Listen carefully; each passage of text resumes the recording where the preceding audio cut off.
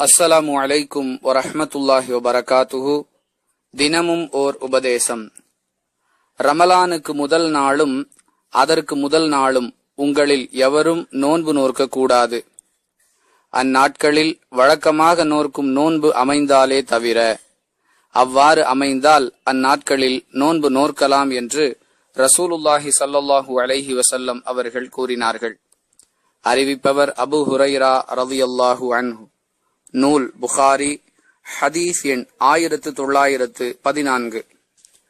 அன்பிற்குரிய அல்லாஹுவின் நல்லடியார்களே, ரமலானுக்கு முந்தைய நாளிலும் அந்த நாளுக்கு முந்தைய நாளிலும், அதாவது பிறை தேட வேண்டிய சந்தேகத்திற்குரிய நாள் ரமலானாக இருக்குமோ இல்லாதிருக்குமோ என்று சந்தேகிக்கக்கூடிய அந்த 2 நாட்களிலும் நோன்பு நோற்பதை தவிர்க்க வேண்டும் என்பதைத்தான் பெருமானார் ஸல்லல்லாஹு அலைஹி வஸல்லம் அவர்கள் இந்த உபதேசத்தின் மூலமாக தெரிவிக்கின்றார்கள்.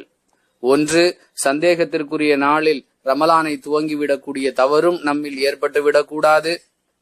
இன்னொன்று, ரமலான் மாதத்தில் நோக்கப்படக்கூடிய நோன்புக்குரிய சக்தி நம்மிடத்திலிருந்து விரயமாக்கப்பட்டு விடக்கூடாது என்ற காரணங்களை முன்வைத்து இவ்வாறு கூறுகிறார்கள்.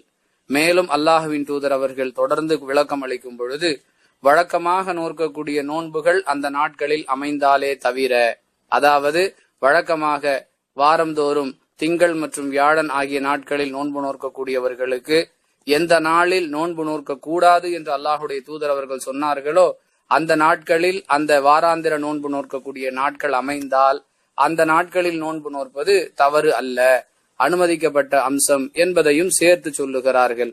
இது போன்ற உபதேசங்களை கவனித்து நடைமுறைப்படுத்தக்கூடிய நன்மக்களாக அல்லாஹ் நம்மை ஆக்குவானாக. வாஹிரு தவானா அனில் ஹம்துலில்லாஹி ரப்பில் ஆலமீன்.